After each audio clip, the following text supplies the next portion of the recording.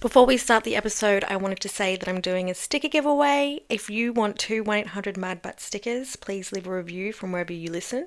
This could be Apple Podcasts, Spotify, Amazon Podcasts, YouTube, and etc. Send me a DM on IG of your podcast review and I will send you two new stickers. Thank you to those who are already reviewed. If you have already reviewed, I can give you your stickers anyway. So why am I pushing this so hard? Well, it helps the podcast a lot with visibility on streaming services. So please give a review. And of course, I hope you love this episode. It was super fun to record.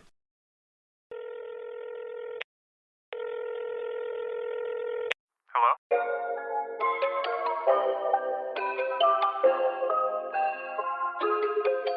Hello? If you'd like to make a call, please hang up and try again. Hey, I'm Madeline Butini, the host of 1-800 Madbutt.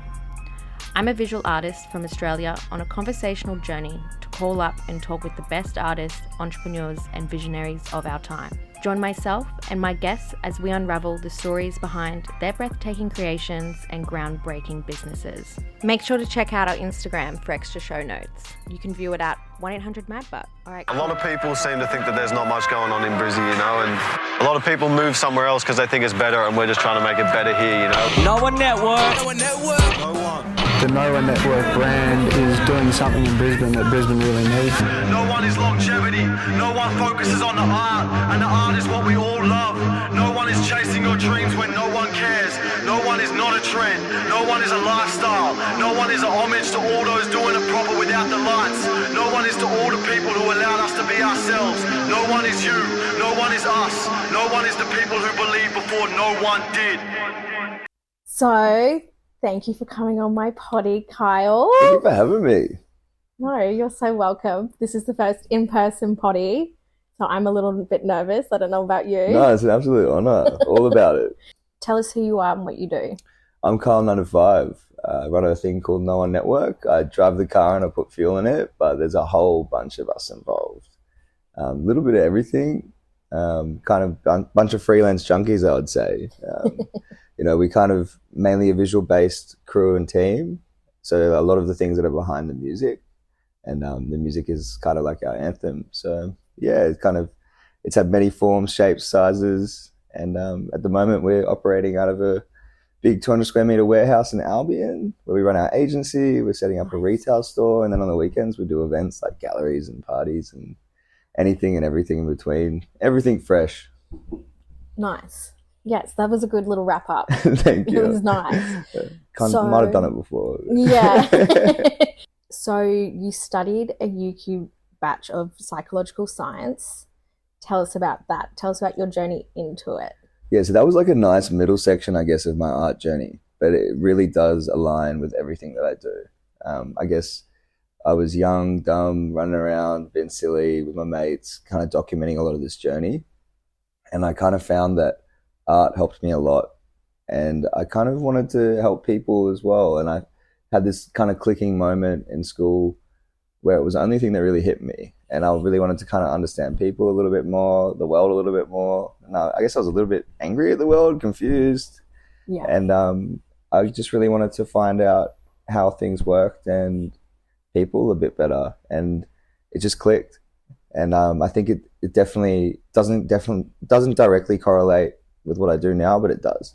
Mm-hmm. And I guess running aloof, I left home at 16, moved into share houses, running around, and in that journey, I guess I kind of found myself as a student while I was kind of doing the creative stuff on the side. And a lot of people, I guess, when you're getting into creative stuff, I'm sure you know that it's just a hobby, you know. So uni was a way of me trying to find a career path. And while I was in university, that was when things started picking up, and I met a lot of the music guys. It became a big poster for all the art and the things that we were bringing together, and that's when it really popped off. And so, like, by the time I was graduating, that was when I started No.1 Network. But my parents worked really, really hard to send me to the school that I did. I got kicked out of my public school when I was younger, sent me to a private school, and they worked their ass off. And I wanted to really make use of that time, and I was around a lot of people that didn't. Yeah. So yeah, I stuck to the books, and I went really hard while also running around doing whatnot and being a little teenage delinquent. And yeah, went straight into uni, and I kind of living that student life. I was living in share houses, floating around, and just doing the creative stuff on the side, and on that uni pathway. Yeah, sick. So what did you get kicked out of high school for? I told a teacher that she couldn't teach, on top of a whole bunch of just. Really? Yeah, I was too confident. I had a brother that was 10 years older than me, and I didn't kind of fit the same standard. I was Yeah. probably a little bit too cheeky. Dude, I used to go off at my teachers at high school. We used to make our maths teacher cry. I felt so bad about it, but I never got kicked out of high school. I think it just became a point where a lot of the teachers didn't know how to like operate and work with me. And then a lot of the time I would come home and tell mum what happened, and she'd be like, yeah, teacher sounds like an idiot. Yeah. And it became this kind of conflicting thing between myself and the school. And that was fair enough. I lived out in the bush as well, so there weren't many schooling options. So that's when I kind of started going to the school in the city. Okay. And I think that was a big part of my journey too. I was living out in acreage in a property. I was like the end of Brisbane. It was like 10 minutes from the bus stop. Yeah. I was the first kid on the bus in the mornings. I had to get dropped off at the bus stop. So it was like this big venture of coming from the bush into the city each day and then back out to the bush. Yeah. So that definitely kind of correlated with my exploring of the city and this kind of infatuation with like the brick and mortar lifestyle, while every night going back out to the bush in the complete dead quiet and just a few lights amongst the mountains. Yeah. So what private school did you go to? Sorry, this is like a weird Brisbane. I would rather not say. I'll cut it out, but you tell me. Oh, I went to Girls Grammar. Yeah, there you go. Yeah. So I get it. Yeah, cool. yeah. Mainly because I guess like Kyel 9 to 5 is kind of like all anonymous and on the side. Yeah, sweet. No, Yeah. that's sweet. I'll cut that bit out. No, you're so fine. Yeah, No, sorry, I just had to. I was just wondering about it. Well, you'd know all too well, like with the kind of those GPS kind of schools, the RM William boy culture.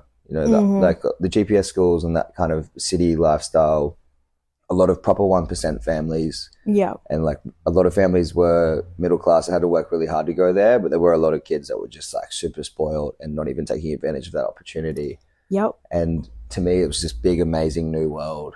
And I guess being proudly myself and having that older brother to give me that confidence, I didn't really necessarily give in to the sucking up to the kid with the yacht or the beach house. Yeah. I dressed the way I wanted to dress. And I also was like a bit of a fan of the underdog, which is kind of where I had issues too. I'd protect a lot of people at school or like speak up when I thought, adults were in the wrong. And So I guess going to that school kind of polarized me in a way of really making myself just back my shit, and that I felt there was a culture problem in Brisbane with, I call them the RM William boys and the Lululemons. Yeah. No, I get it. And I think part of that as well was also understanding why artists or people from graffiti, hip hop, street culture in general, why we were stigmatized, and trying to find that middle ground of making people understand that we're not all bad criminals. And that there are a lot of good people, or if people end up in certain situations, a lot of the time that's not on their own doing. It's certain environmental factors, socioeconomic issues, and just where you're born into.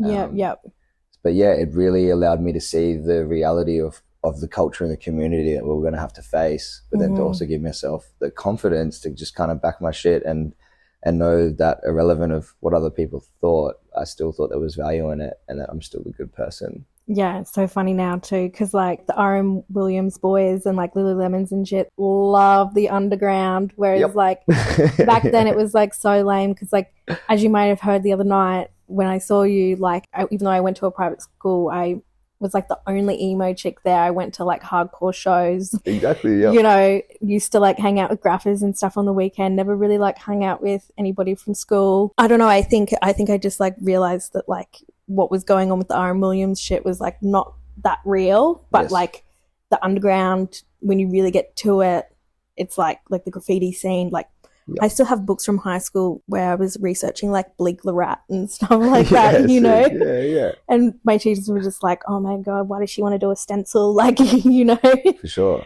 But yeah. I think it's important to see the two polars, to kind of see the transparency of it all. Like, I think a lot of these RM Williams boys are wearing RM Williams because it's an established culture from their fathers. And, and that was something that was the mainstream then. But a bunch of people had to really back that and create that and establish it. And then that kind of had that generational effect. And I think during that process, kind of realizing that a lot of these kids are just replicating their fathers or this community that, you know, that's not their pioneering culture, and that there was a time and a shift happening. Like, I always call myself the like Tumblr kid. So like, that's where I learned a lot of that, you know, and we kind of came up on the revolution of like smart technology, blogs, internet, access to the UK, America, like all of that culture of Europe. So like, you looked at it overseas, and even what people were consuming here, like even the R.M. Williams boys were still bumping like Biggie Smalls, or you know what I mean, listening to trendy artists and from America and England, but there was still that kind of disparity of it being in Australia, you're a bogan, a criminal, or Gronk. But just kind of knowing that it was going to shift and it was going to change, and it just was so obvious to me. I felt like I knew it would all become cool soon, and that if we just stuck to it and kept showing who we are as people and getting people to trust us, and I guess that's kind of part of playing the game too. We have to play the chess game with these people, and we need the money from the R.M. Williams boys. And the limits, you know? Yeah. True. And I guess as well, it's not even necessarily about them being in the wrong. It's about us all being allowed to be ourselves. Well, no, but I also think that was a different time period, right? It was very like black and white, whereas now it's a little bit more open to being like, you know, you don't have to be the one piece of the pie. There's many slices for everybody. Yep. But back then, in those Tumblr days, it was very much like, oh, you're into that. That's fucking weird, you know. And there was like, social media wasn't what it's like today, you know, with that expansion of like culture and like lifting up people and what they think is like cool. Well, green and gold Australia, I call it, that 2000s era, everything was amazing and perfect if you were a straight white male. You know, I think that was like a big different time. And I think through art, culture, internet, interconnectedness, people are starting to learn a lot more and become a bit more self-aware of the way we're operating. I think everyone deserves to be proud and have their lane and do their thing, and that's what we're kind of all just trying to work towards, right? Yeah, 100%. So during this time, right, going back to when you were studying, you were documenting creatives using 35mm film and video. What made you want to do that, and what were you hoping to capture?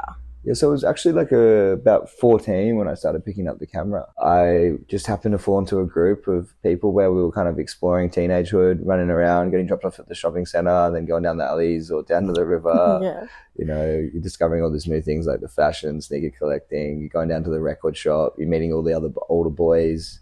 A lot of this culture as well. It doesn't matter what school you're from or who you are. Like, it's just kind of doesn't matter, you know, you kind of unify and come together on these like interests and hobbies.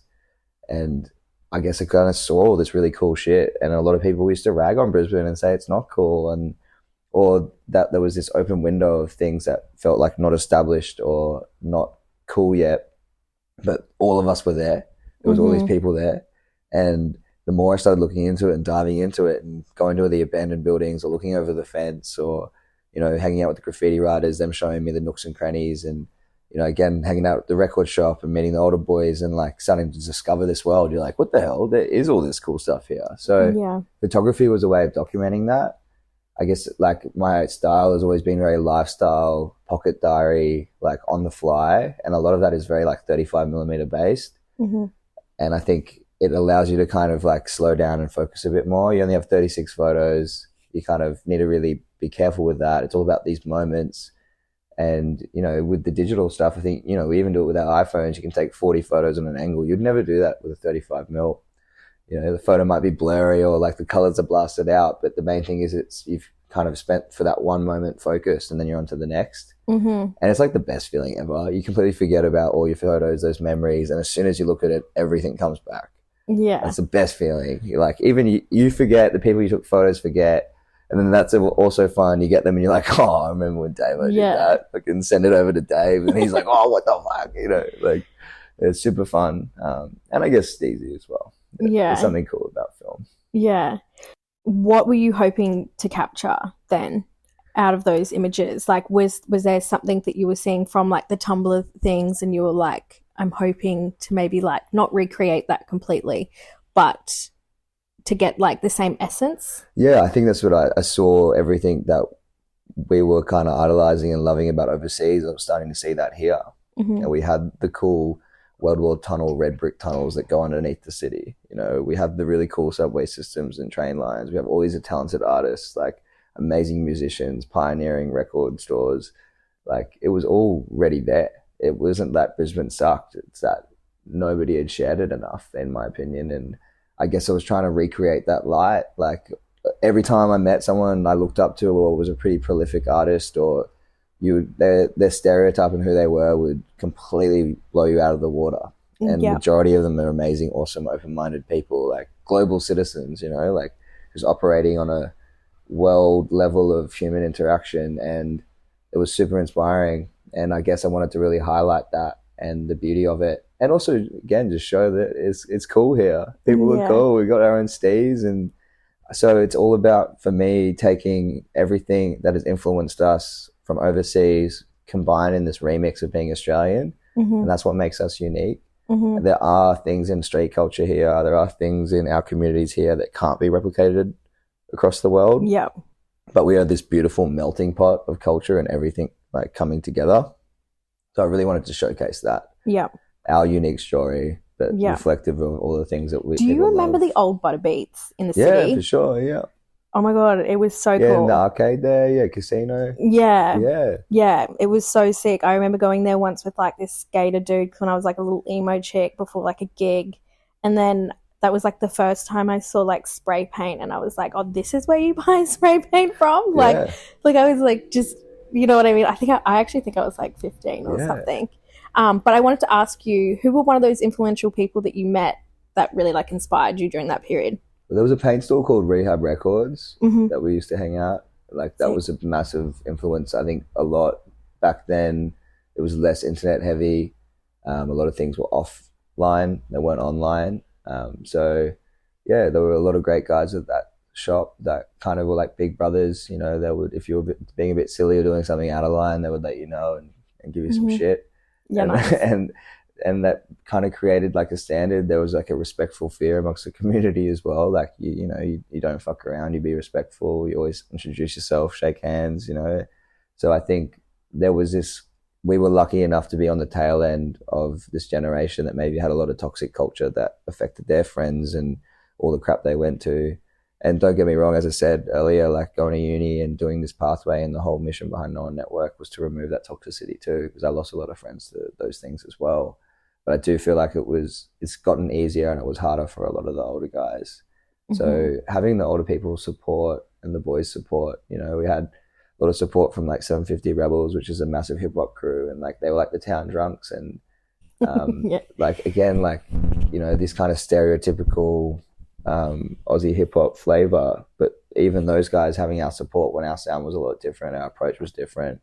You know, we're a little bit more the polished internet kids, you know, but it was like this mutual respect. Like, what they did made it easier for us. We weren't trying to do what they were doing, trying to do something different, but still giving us that acceptance, guidance.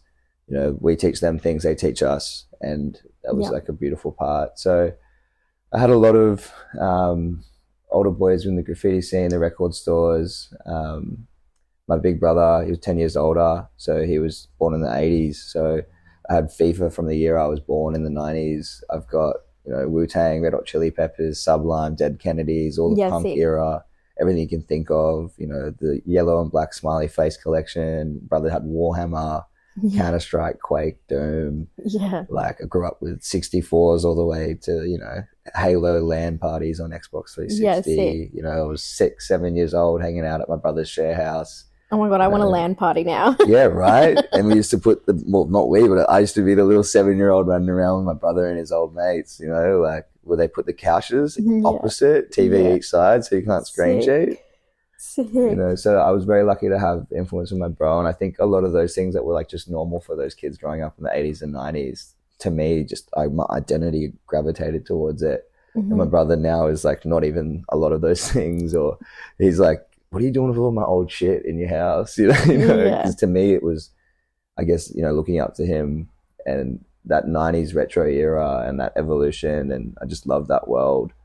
Probably connected to looking up to my big brother and having his confidence and backing me. And so, you know, it was a lot of the older graffiti writer crews like DTS and RFW and stuff like that. And yeah, they were like around my area, and you going to school every day, coming from the bush to the city. I got to watch a lot of the bus line and the train line from the start to the end. So yeah, like just even if you didn't know them or not, just seeing the color on the walls or seeing these things that you saw on the internet in New York happening in Brisbane. And again, it was like offline, you had to experience it.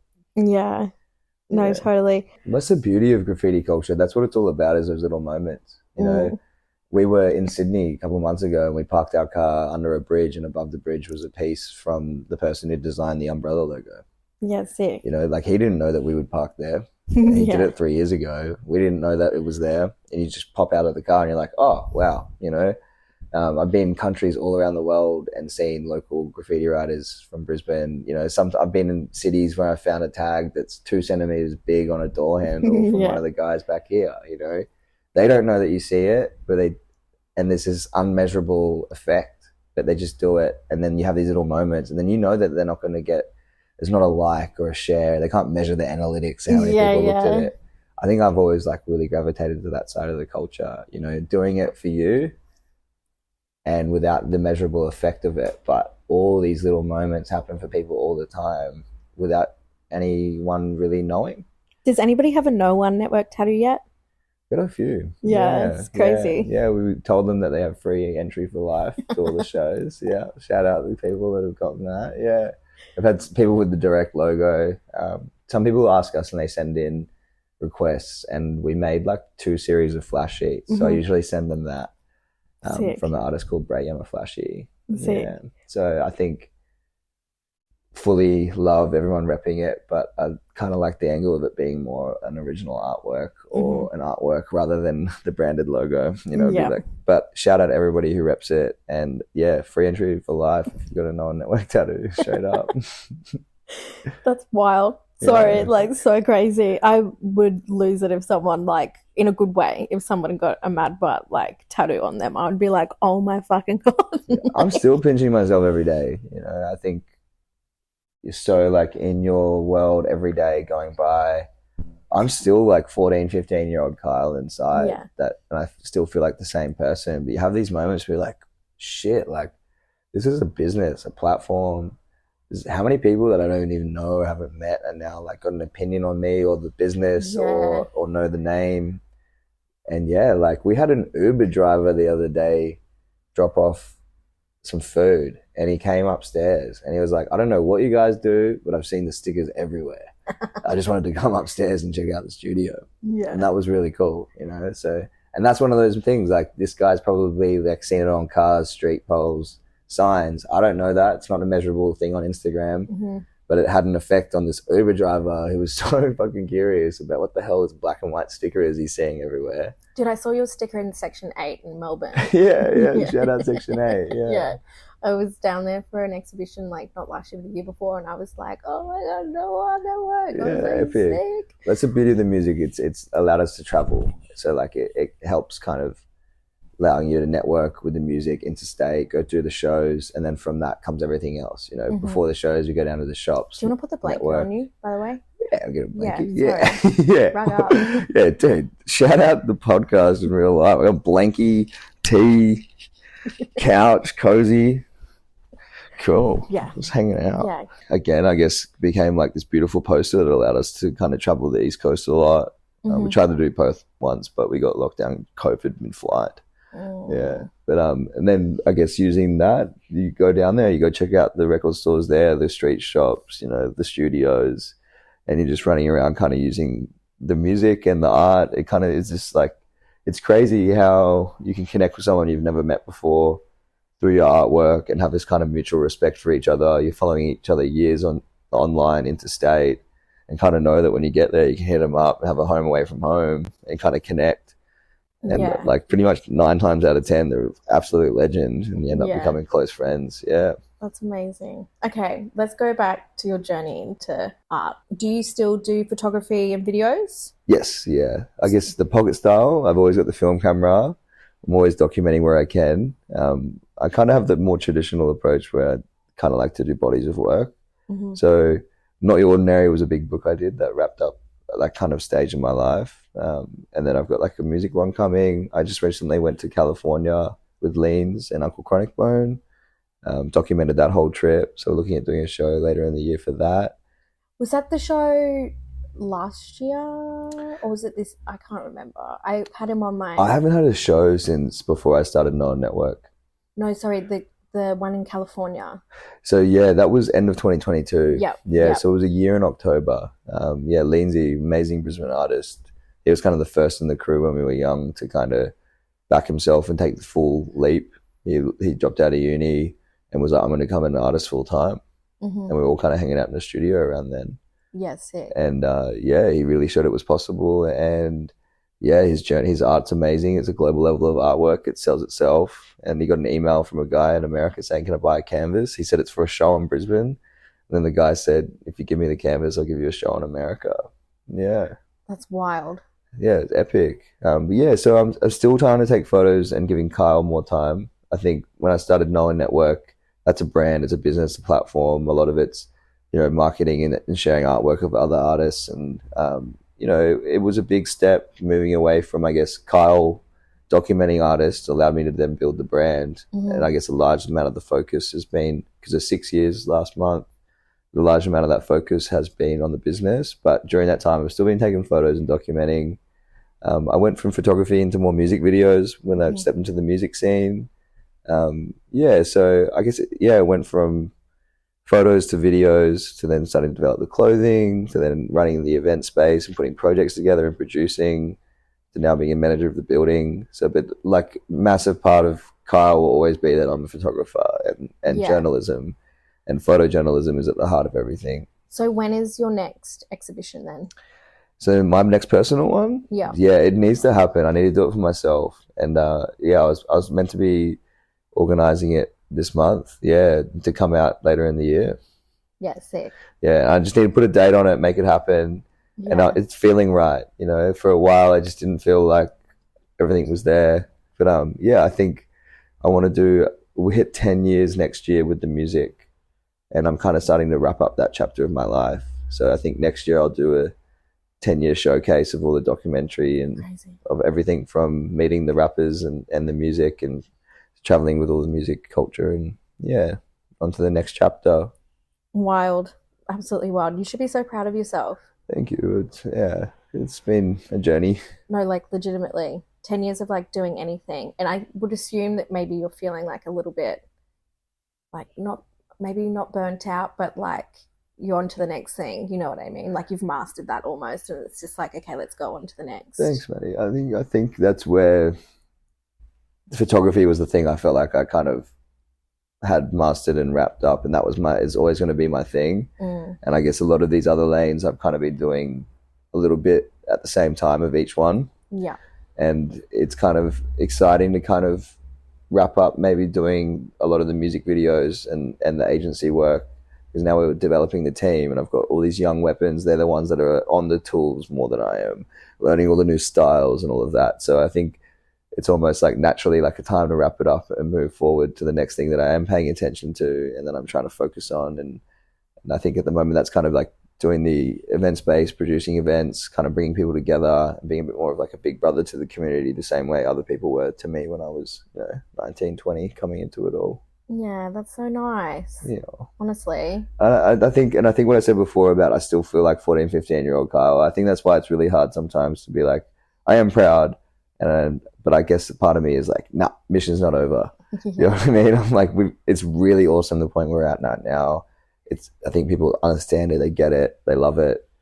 But now I'm like, now we need to make this like not just possible for like ourselves, but like anyone who wants to do it. Sick. And to really compare it to the global level of support that you see overseas. Like every show should be selling out, and like there's no more excuses. 2 million people in Brisbane, and I think I'm still making mistakes all the time and still getting time management properly, still burning out every week or two, and just trying to those little tiny things of like, cool, I'm really, really proud, but there are still creases to iron out, and I want to really do this properly for not just myself, but everyone, Yeah.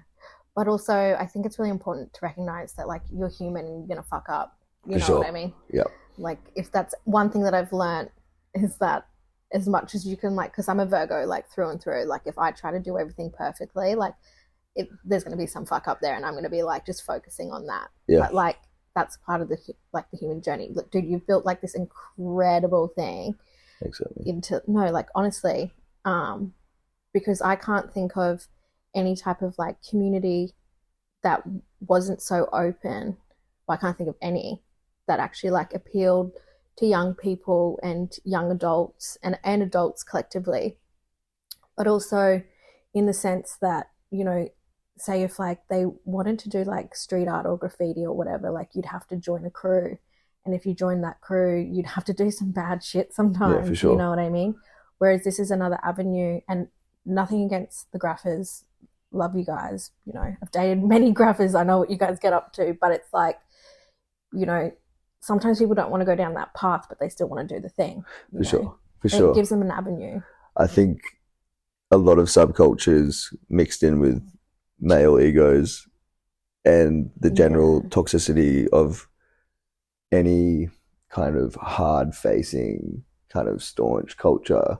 You know, we like a classic thing, we all want to be the biggest warrior, the most up, the most dominant, you know what I mean, that kind of classic male reinforcement.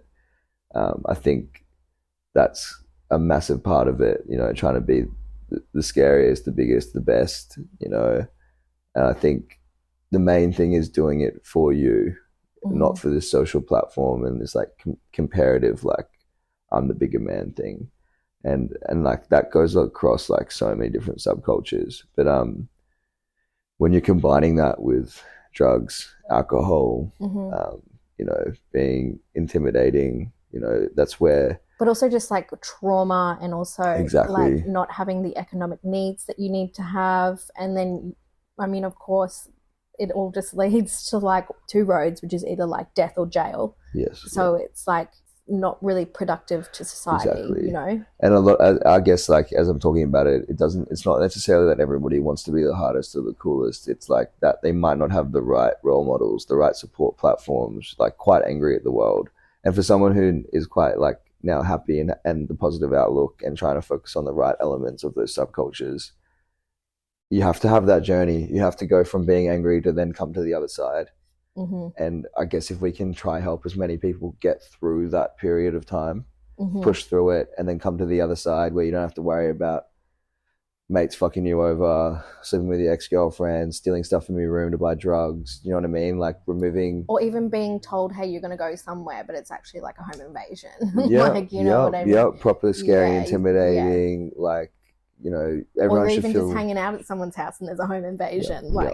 Everyone should feel safe. Everyone should be fed. Everyone should have their lights on. And I think we need to make that as easy and supportive for each other as possible.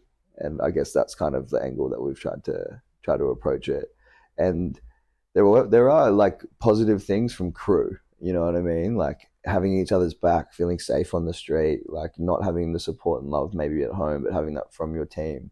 Yeah. And I think sometimes they can kind of be twisted, utilized, and manipulated by certain identities and personalities, you know. There are good people who make mistakes, and then there's just like straight up evil people, and evil people can use all these things to manipulate the good ones. And that's where I guess, it's like being super transparent and genuine and trying to take all the good things that came from a lot of those subcultures, but do it genuinely, you know? Yeah. And just being supportive. And like, but we also have to have a standard. We need to have not double standards, and we need to lead by example. You know? And I think that's sometimes can be on us. We need to take the responsibility of like, what are we adding to the culture that might be creating this dynamic loop, you know, this feedback loop, you know. And, you know, sometimes in hip hop, it's almost like the audience wants you to be fucked up. The audience wants you to have mental health issues. The audience wants you to be a criminal so you can rap about it. You know, like, it's like the graffiti writers don't want you to sell out. You know, you're not allowed to sell your art. You have to be completely anonymous. You're like, you know, if you start selling your work, you're selling out to the man. But then it's like, yo, what are you going to do during the week? You got to go work a normal job and pay taxes and stuff as well. Isn't that selling out to the man as well? You know what I mean? We have extreme double standards with how we kind of battle and fight each other within our own community. And it's silly. it doesn't make any sense. Yeah. Louis Theroux, is that how you say his Yeah, name? Louis Theroux. I'm Yeah, so bad massive at saying inspiration for me. Love him. Yeah. things. I always say people's names wrong. But Louis Theroux, he said in a TikTok the other day that he did a documentary about rappers in America, and he said rappers are like the only people who can get away with shooting somebody in America, because like they'll shoot someone and then like they'll rap about it, Yeah. but like they don't get fucking arrested for it generally, like Yeah. you know, but it's also like socially acceptable.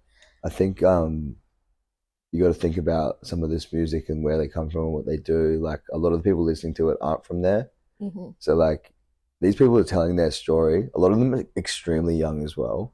I think sometimes we try put these 17, 18-year-old kids that are rapping about this stuff like as if they're like 30, 40-year-old politicians.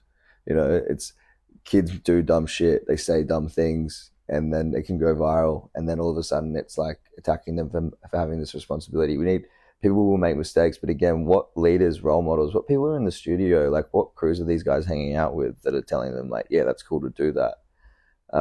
The dark reality as well is a lot of these guys are trends. Like it comes out, it's cool for 3 months and it's gone. You actually look back at a lot of these people, like some of the biggest drill influencers from London, their last albums are like 2018, 2017, because most of them are in jail or dead. Yeah. So like, it's cool and trendy for a bit. We remember the YouTube videos, we remember the tracks, but we don't know that happens 6 months later that same rapper's killed. Yeah. And this is children. These are Yeah. kids. These are young adults. Like we allow them to fuck up. We allow them to say these things. We ridicule them. We tell them they're idiots, that they're promoting the wrong culture. Then they get killed or go to jail, and then we forget about them. Yeah. And all they're trying to do is tell their story or just getting influenced by the wrong thing. So like, what are we all doing that are the older ones? Like instead of putting them down and giving them shit or, you know, like what it's already done. They've already made the track. They're already making the mistakes, maybe making bad decisions. What's the next thing that we can do to actually help them? You know, and give them a little bit of understanding and leeway, because I'm sure there's a lot of things that every person's done that they're lucky wasn't broadcasted on the internet. Yeah. Yeah. Shout out rappers though. They're putting everything on the internet, their personality, their viewpoints, like who they are, and we're all just sitting there just like, nah, don't like it. Kendrick or Drake though? Kendrick. Yeah, obviously. Yeah. But so my question is coming back to like the community then, with like the rise of youth crime and that sort of thing. Have you seen more younger kids coming in who maybe might be a part of that kind of like youth crime demographic? And have you seen any like positive change in the No.1 Network? For sure. I think like anything, like the good's going to get bigger and the bad's going to get bigger. So you can't have one or the other, you know, like with the rising of like street culture and hip hop culture and it being more widely accepted, we're having more people listen to things that might not be the best for the community, but we're having more people listen to the other stuff too. Like all the lanes are kind of growing together. I think as well, my generation, a product of extremely bad things happening and us kind of switching it up. Things are pretty rosy for us, you know, like we've had to go through a few things and scary things as well, a lot of intimidation and fear and bullying and stuff like that as you're younger. So then we try to make it as easy and comfortable for the next gen. But I think an issue and product of that sometimes can be that they are growing up with things a little bit easier. And it's easy to think you're a bad kid and start doing dumb shit when there's no one really keeping you in check, or that respectful fear, or the older bros hanging out, or like they're getting influenced by internet now, not just the guys around the area, not just the bad guys around the block. They're now getting influenced and can make decisions from some guy on the other side of the world.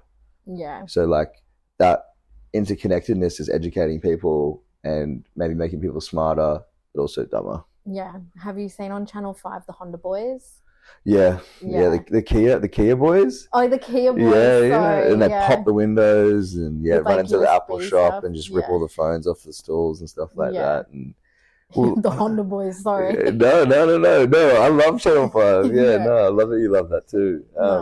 I think as well though, like you had the North Side kids over in Brisbane that were on Snapchat and they were broadcasting stealing cars.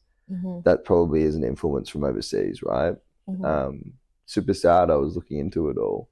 Because like when I grew up, you never posted anything online, especially if it was crime related or incriminating. You know, it was like you kept it internal. Things are red hot. You know. I'm sure you used to have talks at your old school about it. I had talks for at sure. my school. I used to have the old graph boys that were like, "What the fuck are you doing documenting graffiti? Like, who 100%. are you? Like, we don't trust you. Like, we're gonna come steal your camera."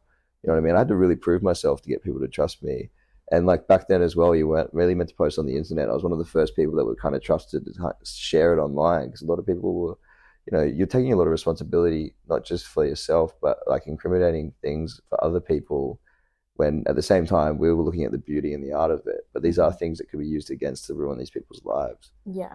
So the photography, the lifestyle, the documenting was getting a little bit big. People were starting to know the name and that, you know, there was this young bloke that you could kind of invite out to a studio or take around and take photos. And one of the guys that found me was Nerve, Syntax Junkies. So it was a hip hop crew at the time. I was like absorbing the scene, and I remember watching those guys, being like, these guys are super sick. New style of hip hop I haven't seen before. That's very much like backing of the UK stuff I had seen, and a lot of what I liked. Back then, you had like 360 and Cursor. Like weren't many lanes of hip hop that you could identify with. There was good hip hop, but there was a very two lanes that you could choose from and identify with. You're either a Metro or an Eshe, and that wasn't really reflective of a lot of people, especially from Brisbane. You know, the massive hip hop influence from Sydney. So yeah, I had this Nerve guy, Toby, found me, invited me to a gig to take some photos. And the next week, he was like, "Hey man, I know you're just a photographer, but could you try to take some videos?" It was one take, come to the studio, meet the guys. Got to the studio and I was like, "This is sick." Hanging out at a mad rap studio on the back of a Queenslander. Everyone's there, just super fun. And that's when we started posting our first few videos. I used to love like one take style clips, you know, a big influence from people like Violent Soho, like Covered in Chrome video, things like that, June Rats. Funny as a lot of Brizzy band scene influenced a lot of my hip hop. The videos started popping off. We were like, not back then, no one was really posting on Facebook or Instagram. A lot of it was like my breakfast or my formal photos or, you know what I mean, me out at the beach. No one was posting like rap one takes running around warehouses and like through tunnels and stuff like that. And people were receiving it really well. So we just kept the ball rolling. So like I always told myself I'm not a videographer. And then next minute I'm doing a music video every week. And Nerve Syntax Junkies kind of found me. And then through that journey, I guess that was when I started to wrap up the old style of Kyel. And that's when I released Not Your Ordinary. I felt like a lot of people were finding out my name and through the rap and the music videos, which was something I felt that I hadn't mastered yet. And I was like, shit, all these people are like getting on the hype of these videos, which I'm not even exporting them properly. I don't even know how to color grade. I'm just using the photo camera I had. It's not even a video camera. But the views were coming in and it was a vibe. And then so I decided to kind of remind and highlight this beautiful journey of like 5 years. You know, it was like from 14 to 19 of all the other community and sharing that. And then I came out of like a big relationship. We're living in a unit. I was working full-time in a kitchen, studying. It was hectic time. And these things were rising. We were just starting to tour the country with the music. And I went, all right, I'm taking a 3-month break. I took all my money, bought a ticket to Europe and went solo with my camera. And over there, I just saw this whole new world. And that was coming out of like being young when you're like, still like getting the confidence to back your stuff, being careful, like, you know what I mean? Not selling out, you know? And then you go to Europe and you're like, what the fuck? Everyone like, meeting rappers and their cousins, their manager, and everyone's like, yeah, we run a studio and like arts everywhere, cultures everywhere. You know, everyone I met were like, yo, this stuff's sick. Like, what you guys are doing? And kind of just felt like we needed to kind of solidify it. And maybe, you know, it was the next step was taking advantage of this hype, this thing I was part of at 19, 20. And then I was like, came back from Europe and it was like the first week I met up with all the boys and I was like, I got this idea. I want to put a brand and an official thing behind it. Before I'd always just been calling the photo series The Network. So that was highlighting all the culture behind the music. So then we were like, we're the people that no one cares about, you know? So it was the No.1 Network, a bunch of no ones, you know, no one cares, but we do. And that's kind of where it built. Was like we got the coolest, freshest, biggest network of artists, and let's flex it and put a brand behind it. That's so poetic. Thanks. I feel like every time I do this, I just keep getting better at it. Like, no, you're definitely like media trained. Like, what is No.1 Network? You know what I mean? That's the beauty of it. Yeah. It's like you can try and box it in if you want, but you can't. And then I'm always just switching it up anyway. Yeah. So what was your big, oh wow, we've got something here, we're making a community moment?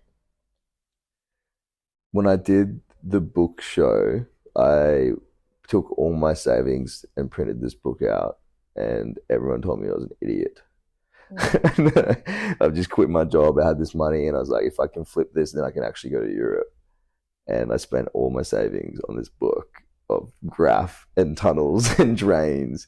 And then, I sold the book out. We did like 100 and something sales, and then I had maybe 80 left. I did 200 run.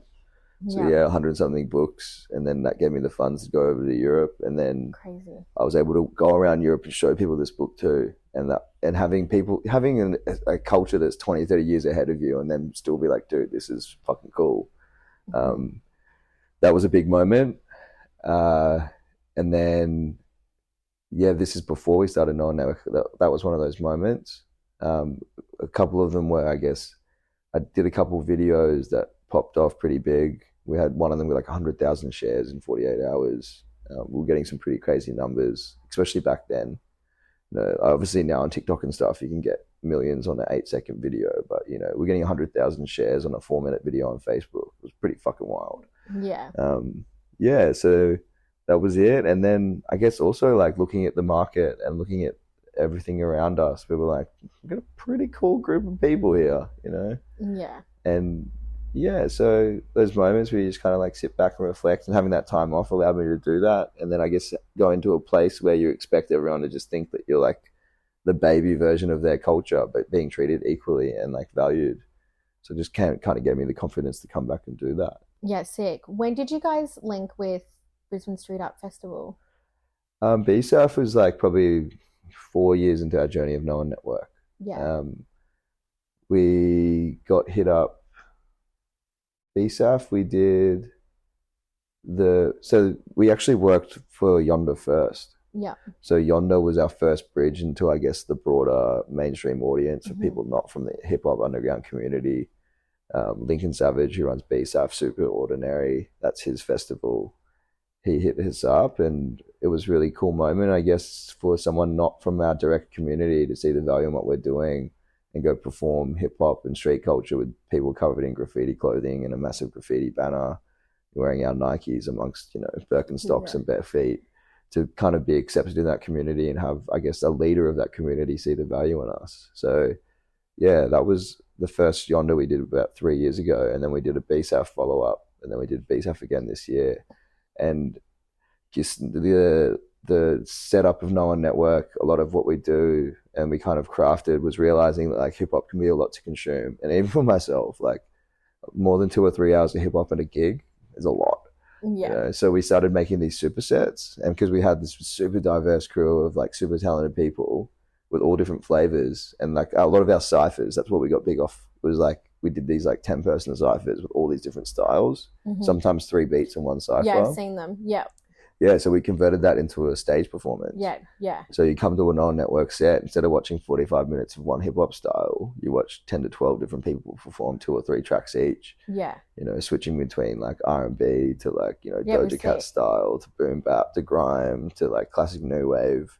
And a cool ass DJ behind it all. Yeah. Yeah. No, I thought it was really awesome. I saw it, I remember, it probably was 2 years ago, up at North Shore, that Super Ordinary place or whatever, and it was for BSAF, and it was the first time that I had seen, like I obviously knew of No.1 Network for a little bit, and it was the first time I'd seen it outside of like the underground culture, and I was like, oh, this is really cool. Super cool. This is a really nice crossover. Thank you for saying that.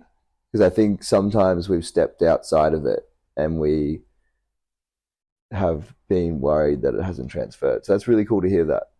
I think we could do sometimes a 3, 4, 500 person show for our own, and then we're going to these outside communities, and it sometimes feels hard to get 100 people there. But at the end of the day, it doesn't matter, even if it's 10. Those 10 people that are there to support and show love and kind of give it a go, you give them that full performance. So that's awesome. Oh, there was a big crowd at this one. That was, yeah, I mean, no, it was definitely eye-opening, to see that it was accepted. But I guess that was kind of one of the first times stepping outside of the platform and working with like a bigger organization that's kind of tied in with the council and government, stuff like that too. Brisbane Fashion Week was one of those as well. We ran the media and did a bunch of markets and some workshops for screen printing through Silk and Squeege. So like that was really cool. We did Valley Fiesta. We got on the lineup for that 1 year. This is all around the same time. It was like Yonda, Valley Fiesta, Brisbane Fashion Week, all in the 1 year. Yeah.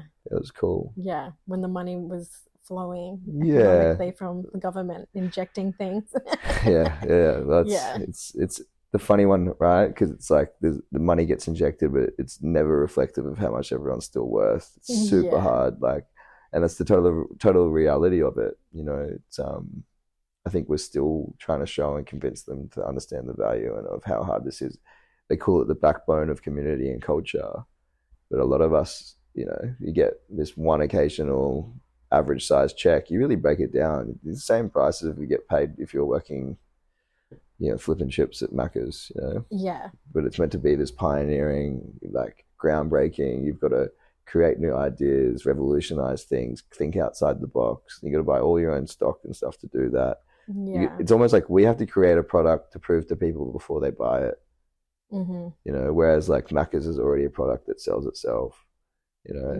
And like we're not just cutting tomatoes and doing robust, like robotic tasks. We've got this expectation to always be innovating, be different, change the game, and then do it again the next week. And there wouldn't be any time, I don't think anyone really quotes the amount of work that they're going to do and then what the actual work you're trying to quote 20 hours for a job. It's not, I know that this takes this amount of time to cut this many tomatoes, 100%. So there was a survey done, and the average income of a visual artist, I'm not sure, well, it was arts generally, so I'm assuming musicians are also considered in this. It's the average income is $20,000 a year.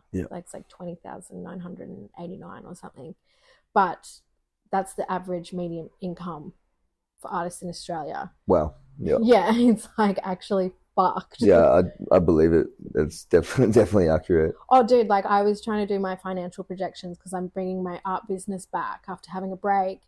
And like I've obviously made no money since trying to build it back up, but like when I saw that and I was working out these projections, which I'll show you later, like now I just feel so defeated. Like I'm like, how the fuck am I meant to be able to have like a full-time wage? Yeah, super hard. You know what I mean? It's like a lot of us have to kind of break the system down into doing like enough commercial work to then be having the financial freedom to then do your passion projects, which you actually care about. That's the only way that we survive. Like majority of what you see on No.1 Network, we don't get paid for, but we have to do other things on the side that we don't post. That keeps us alive. So you have to do double the work. And again, it's like this massive expectation to be creative and different. A lot of our target demographic is other artists or struggling community. A lot of like people that are trying to be artists as well. They want to kind of grow with you. They want to get your services to help build their brand or help them out as artists, but they don't have much budget either. So like when you add it all up, from the gear, the time, the experience, all the hours you have to put in, it's stark reality, but it's try not to be the broken record with the struggling artists sometimes as well, Dude, totally, right? That's why it's got to be fun. You're just going to make sure you're still having fun. 100%. And why the community is so important and why we've built it the way it has, because if we had really made it about the focus of money, then we wouldn't have the relationships and the people we do. And I think we would have actually made less money in the long run. Really focusing on like what's important and making it something that like people can relate to and a bit more pure and genuine. has then gravitated to selling more clothing, to Bro, having more I'm wearing people to mine the right now. shows. I know, thank you. We have Yeah. 3 No.1 Network shirts. Yeah, gang, yeah. Yeah. That's it. We need to, it's local pride. You recently did a rave on a train, and this was featured on ABC and the news. Yeah, it was How did wild. this come about? And was it in any relation to the disco train from Vivid? No, so we got told about the Vivid one after we'd done it, and I guess that was kind of tied in with council. Liquid Steel Sessions. So I guess coming out of the hip hop stuff, working more with a wider audience, coming in with the new guys, we had this Liquid Steel Sessions, which was still AEP, one of the best photo videographers, like that runs our agency with us. He's this young gun, kind of reminds me of myself at that age. He's the age I was when I started the company. Absolute fresh young lord. He's been putting on these awesome raves, which kind of are based off a lot of the UK underground culture, which is like a big thing that I love. I guess I came from more of like the rap side, like grime, rapping over 140 BPM beats and that kind of UKF culture that a lot of us grew up with, the dubstep and stuff, D&B house, all that. So he started putting on these mad ass parties, and we all help each other grow. He helps No.1 Network out, so I work for him and help him build LSS. And we basically kind of were like, we need to do something that's a bit loud and impactful, and I guess again, like just running it and giving it a go at the gauntlet. I think that's a lot of what we did with the rap stuff. Was a lot of people just wanted to rap in front of a rap wall, but we would end up going in between 6 shops in a local alleyway in the valley, and running through the Black Bear, going through another venue, coming down this thing. And so it was like, what could we do with his avenue and his demographic that people just can't be fucked to do normally? And a lot of the time, it's not that hard to do these things. You just got to back yourself, do it confidently, appropriately. So yeah, I was able to kind of, I guess, share a bit of my experience on how we could do something renegade, but appropriately, just in case something did happen. So like, it was a dry environment, no drugs, no alcohol. We made sure when we got on the train, we were respectful and asked everybody, hey, you guys cool with some music? Not just us coming in and being ignorant young kids, just like, yeah, fuck you. And yeah, so everyone was lovely, and we did it with friends and family as well. So that was a cool thing. So it was kind of like making sure that the setup was transportable, nothing permanent, not blocking any exits, respecting everyone on the train. So yeah, we did it the right way, but definitely grey area. Yeah. Yeah, and the security loved it and hated it. They hated. Yeah, I saw that. They hated that they loved it. Yeah. And one of the guys was from the UK as well, and I was like, pretty good DJing. Hey, this is where your culture's from, and he's just cheeky grin because he's like, this is actually sick. Like, yeah. So when you were getting, I'm assuming it was emails or DMs from news agencies about it, were you like, fuck yeah, free media? Like, yeah, it was wild. So yeah, our whole goal was to almost get Tracy Grimshaw or something, like that, hey, they're going to maybe kick up a stir, but if we do everything to like not allow them to devalue us, then all they're going to do is just be like, oh, it's just a bunch of Aussie larrikins, We wanted to make a bit of noise and have a few eyes on us, and I think we found that perfect window. And yeah, shout out Steele as well. He's the visionary behind it all, and again, that's kind of where I'm at, just like helping with my experience and how to make things run smoother. Yeah. And so it was, the media rollout was wild. We didn't expect anything, but just in case, we were prepared to make sure that if it did get picked up, that it couldn't be given in a bad light. Yeah. Even QI had a statement on there where you could tell they were not happy, but they couldn't do anything about it because everybody was fucking with it. Yeah. They're like, just a reminder to ravers to not block the fire exit and create loud noises on public transport. Like almost like a little shot towards us being like, yeah, so like, yeah, like cool seeing art and stuff, but just a reminder. Keep it down. Yeah, you broke some rules. Yeah. But like they couldn't come out and be the full bad guy because we got like, Kelly from ABC Radio's 6 p.m. slot, like hyping us up, saying her daughter would love to come. We had the premiere sharing it to promote 50 cent fare tickets. Like the transport minister of Brisbane saw it and was cool with it. Like he actually had some other ideas we won't discuss right now. But yeah, so now I guess it's like they're aware of us. We're in the eyes of their system. So I guess moving forward, we need to make sure like we're really careful with, we can't really do it again and then say and play dumb. Yeah. Yeah. So again, it's becoming a bit more big brother with it. What can we use with this opportunity now that we're in dialogue and chats with the council, and that it worked? They could see that we're not bad people, just having a bit of Yeah. fun. Yeah. Not these larrikins. Like, is it larrikins? Yeah. Yeah. Like you said. So, who are some of your favorite Brisbane creatives and rappers at the moment? Oof. You get me in trouble. I can't list my favorite Brizzy creative without shouting everyone out. Who's okay? Well, then Okay, who? I mean, there's a whole bunch of them, right?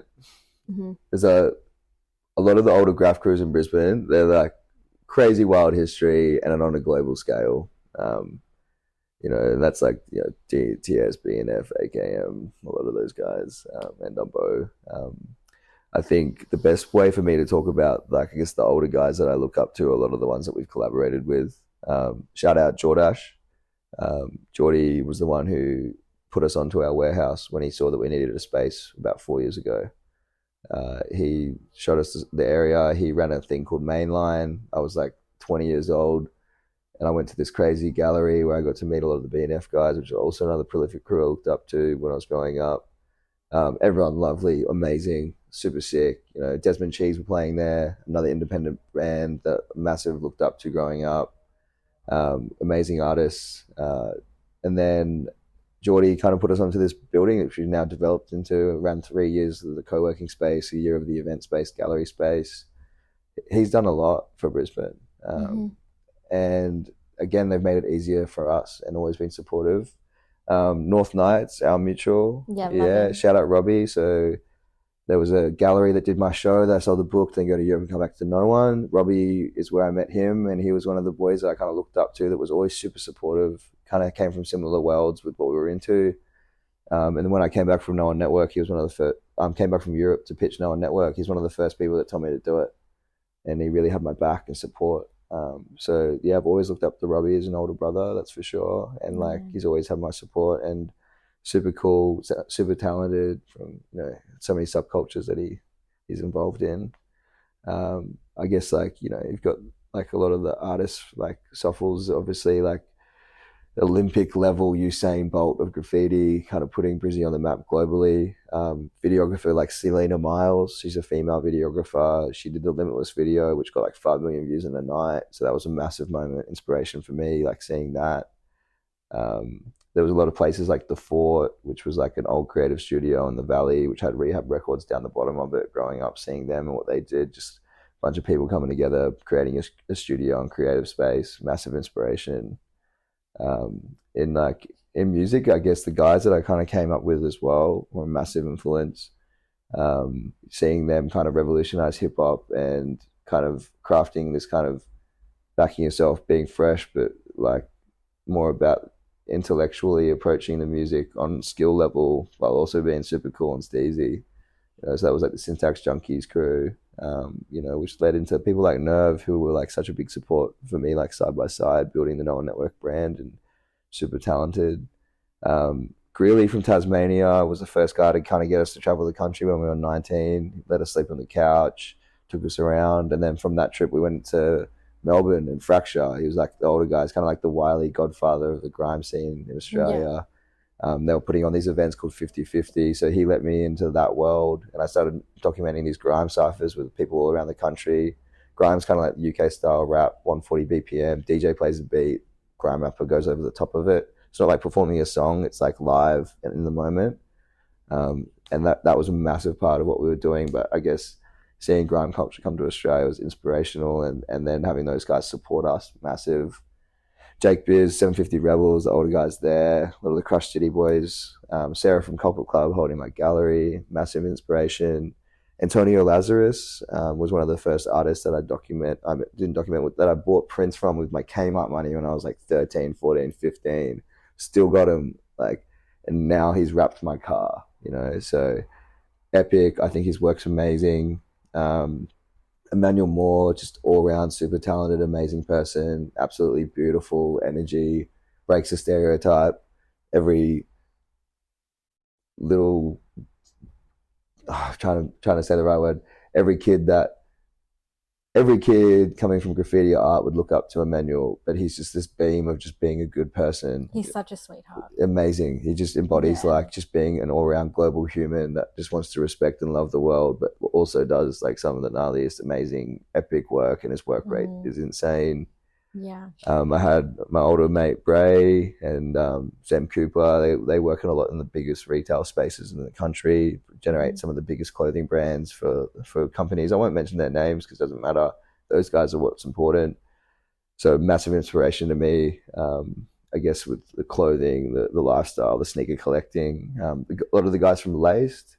So you had Matt, who invented Contra, and you had Sam and Alexander Stewart. Those guys were the younger guys who worked there.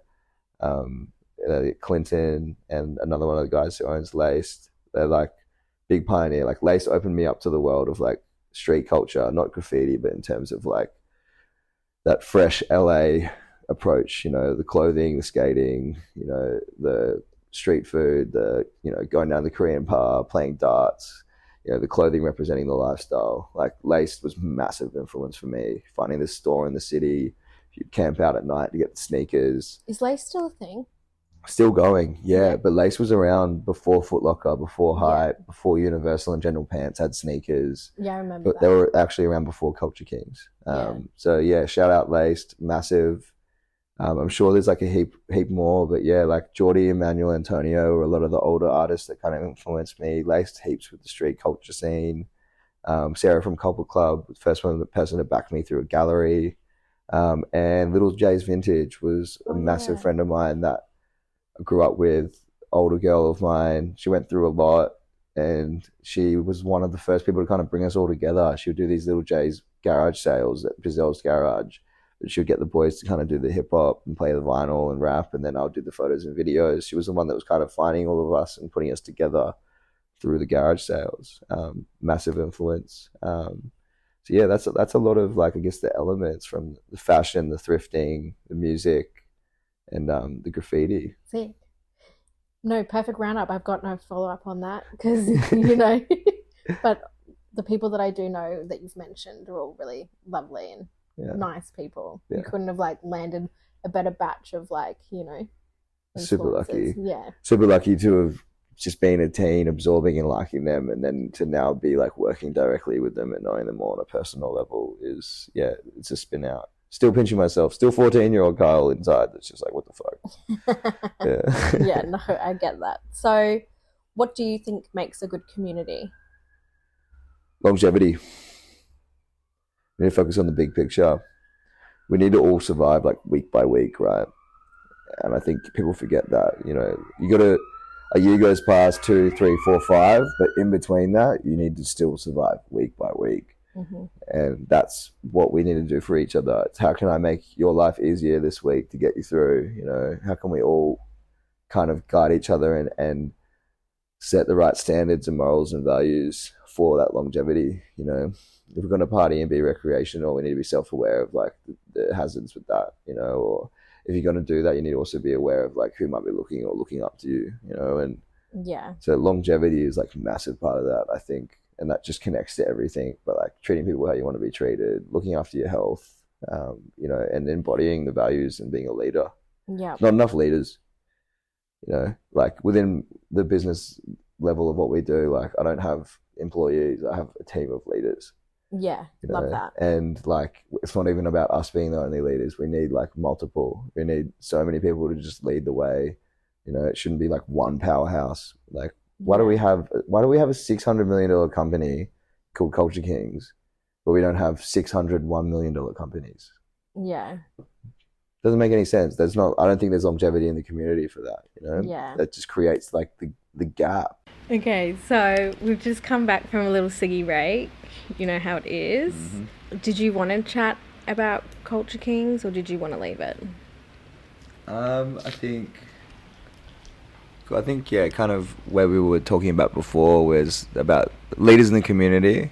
Mm-hmm. You know, we need to all be leaders. We need to kind of embody, I think, a right set of values and morals, and I think that's important for how we educate the audience, right? So the audience, you know, it's not really on them fully to maybe be getting tricked by certain things from certain big bodies of organizations that are kind of building off these like super genuine, amazing cultures that are like putting it all on face value. A lot of people say like, oh, I don't really know too much about fashion, that end up just going to these shops and it's easy for them, So I think it's about us tricking people into buying things that have more story or more connection to the culture, or a genuine like hero story as well. A lot of these things that people are kind of biting off have genuine amazing stories of their come ups.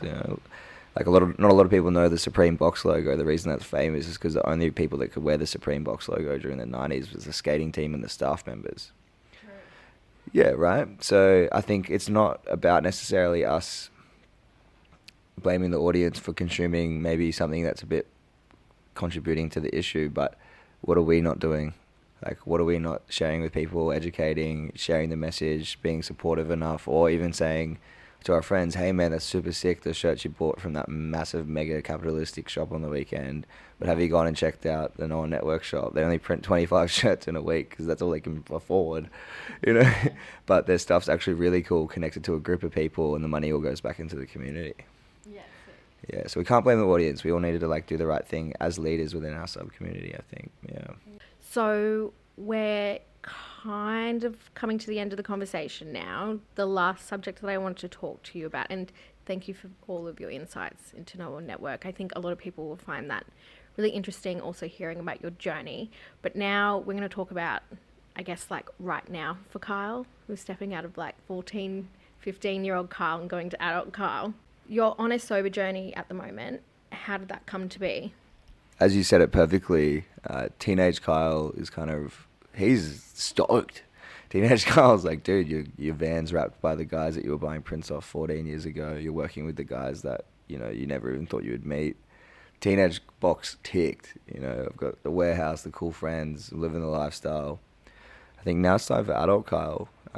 And I guess being self-aware in my own doing as well, like, living the rock star life and not having a boss for 6 years, of being able to make my own routines, kind of have a beer when I want to, I create an event space. I'm hosting sometimes 1 or 2 events every weekend. And going back to what we're talking about, longevity and community, I guess leading by example. And I think, substance abuse has definitely been around and prevalent in a lot of creatives and myself, and I guess that's kind of like the big first step. I used to use it as a reward. I'd work really, really, really hard, and it was like this luxury. It was a reward. I had to earn it. And then when you're doing a lot of the work that I'm doing, it's almost like it went from being a reward to then maybe like making the mini journey and those micro stresses less of a stress. And kind of, I'm an extroverted introvert. Like with the right people, I can be like this, I can fully open up. Once you get me going, I'm going. But with some people, if it doesn't feel genuine, or, I'm kind of having to play this Kyel No.1 character, a lot of the time I have to be extroverted with people that I wouldn't normally, and that can be quite draining as well. I'm now moving into going, how do I have more life balance, and I've got the financial stresses are bigger, the responsibilities are bigger. I now have 19-year-old, 20-year-old employees at the company. So I guess, like, that big wake-up call, I guess, was when the organization started going from not just me freelancing and just being Kyel, making my own rules, to then being the boss of myself, being like trying to be a leader amongst my community, but also like my direct office and the people I'm responsible for. And I got really, really good at trying to like, all right, cool, I'm training now. I can have beers on the weekend, or, doing all this hard work, I can have beers. But then you just kind of, again, just justifying and creating a system. And I think right now, until these same little micro issues that I'm happening, transferring from teenage to adult Kyel, I really want to become the man that I want to be, and not in a toxic way, but in a way that like I'm really proud of myself and I've achieved all these things. And I think you kind of hit a point where, alcohol and drugs can get in the way of that for sure. Mm-hmm. And I've never done it since 14. I've never really had a break. See, that's crazy. So going back into the hardcore scene and hanging out with like a lot of straight edge people again, even though I do smoke, you got to have something. It's been like really transformative. And when you told me the other day that you're on like the sober journey, I lit up. I was like, oh my God, that's so good. No, like literally, because it takes like a lot of courage to be like, hey, I'm going to like raw dog it and see how it goes. And I feel like the work that you make is just so much better. Yeah. Yeah. Well, yeah. Thank you for saying that. I've been really careful talking about it and opening up to people because I guess for so long it's been that juggle of like trying to find a healthy balance and telling myself I'm gonna do it and then slipping up the next weekend. And I guess I'm at a point where I'm maybe being a bit more communicative with it with the people like yourself, closer to myself, that I can talk about it because I genuinely do believe that I'm gonna do it this time. Yeah. And I'm probably the furthest I've ever been into it. But I big believer, in you got to kind of do it first before you kind of tell everyone as well. So I've had it under wraps for a little bit. Yeah, so things are already easier and definitely better. Even being self-aware of being super sober at a lot of the events and, seeing the gremlins and stuff, Yeah. And I think as well, like, I never bought into what you're saying about using it as always so self-aware of like not using it as a way of like I'm sad, let's drink, I'm angry, let's drink, never using the substances as an excuse. And I think that was part of the issue. I like really created the system where it was about having fun and reward and a release, and once the hard work was done, but you're just kind of creating this system that's a bit of a loop and a feedback, like the reward for yourself should be like being healthy, but that's the thing, like I'm not necessarily on this, like I'm doing it for myself to show discipline, commitment, and just try it out. And if I can't not do something for 3 months, then how can I expect to achieve and do other things in my life without having that little bit of discipline and commitment and doing it for myself and just showing like, hey man, like all these other things are like way more important anyway. Like what is like a little bit of time to kind of just try it out and reflect. It's not the end of the world. I'm not going to lose anything. So every week is getting better, and now I'm not counterbalancing. It'd be party on the weekend, and then again I found this perfect system of trying to be like the healthiest person that's also engaging in recreational behavior while also achieving all my work, and it's just burns you out and it's hectic. Yeah. What is your favorite self-care at the moment? Do you know what self-care is? Yeah. Okay, cool. Some people I say self-care to and they're like, what the fuck is that? What's your favorite self-care? So I guess now I'm just trying to find Kyel again. This is kind of part of like that journey as well. Like I guess the spending so much time like being hungover or like burnt out or tired from kind of not focusing on Kyel enough, and then spending a lot of that time inside or resting and just kind of getting ready to then get prepared for another 4 or 5 days of chaos and then 2 days of isolation. I guess my self-care now is finding that Kyel again that was waking up at 7 a.m, jumping on the first bus to get into the city, to run into the record store or run around the city. I used to go into the places just by myself.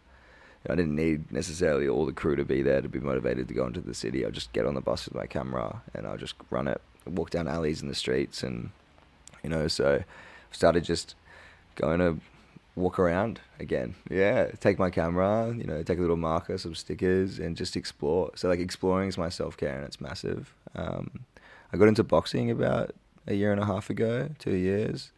And it was a very slow burning start, but I guess now like my identity being outside of always having to be like hip hop, graph, music, the venue, all of that, like now having like self-care of being like training and actually getting better at the sport and growing, taking it a bit more seriously. So that's a big self-care for me. Mm-hmm. But self-care for a long time used to just be burnt out watching movies and relaxing at home, and I still fuck with that.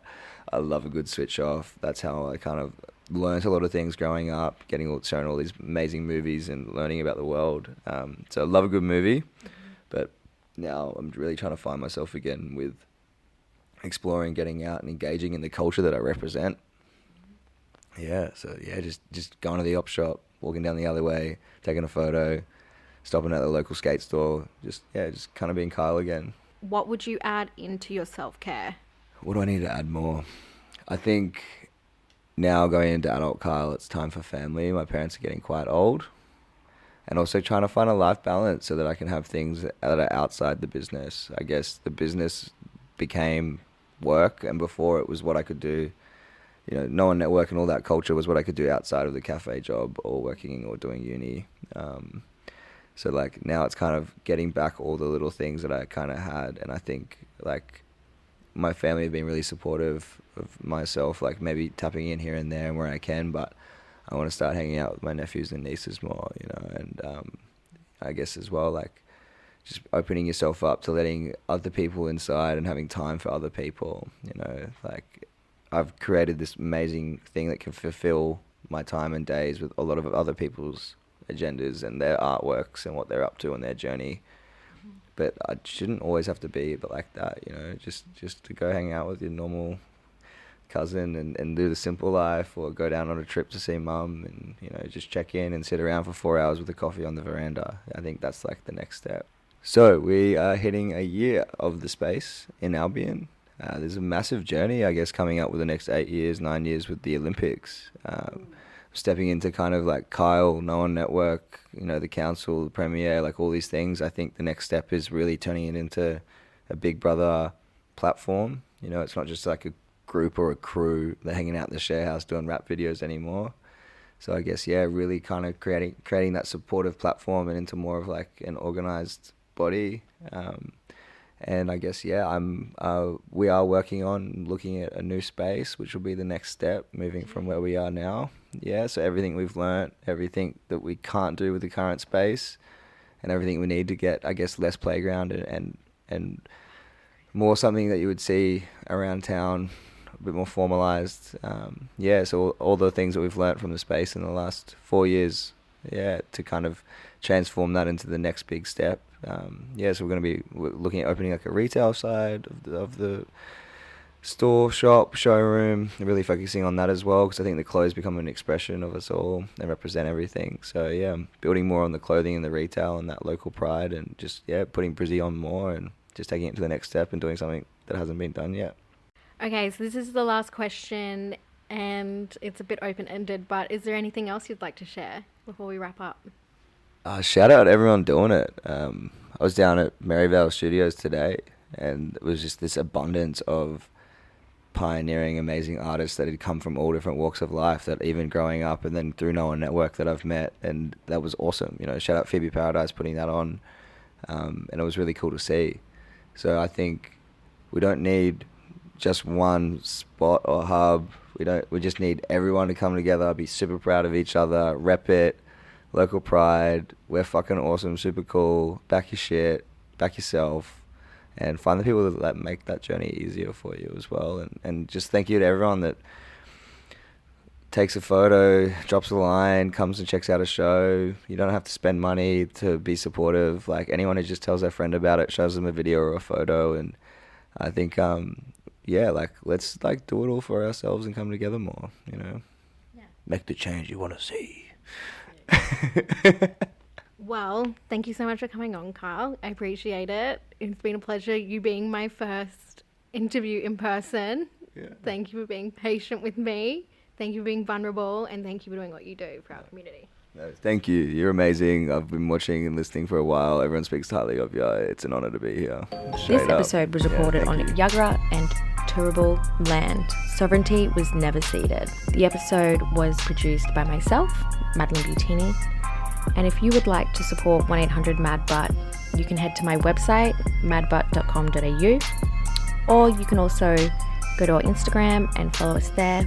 Of course, we appreciate any reviews, so please leave us one if you love it. And yeah, hope to see you again. Thank you.